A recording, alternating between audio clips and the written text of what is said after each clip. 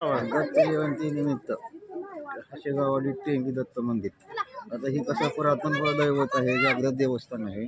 कसं 200-250 वर्ष झालं या ठिकाणची सेवा चालू आहे. पहिली असणारी या ठिकाणची पूर्ण सेवागिरी कैलासगिरी महाराज, पुन्हा मी असणारे काय श्यामगिरी महाराज असणारे भाविक भक्त असणारे बरेच 40 खेड्यातून दर्शनाला येतात. जागृत देवस्थान आहे. कुणाचं असणं गौरी वाटप किंवा असणारं त्या ठिकाणी दर्शनाला वयातले श्रद्धेच्या ठिकाणी इथे येतात. आता का आहे ती 2 दिवसाची यात्रा. आज दत्त जयंती, उद्या असणाऱ्या कुस्त्या असणारे असं 2 दिवसाची यात्रा या ठिकाणी भरते. झालं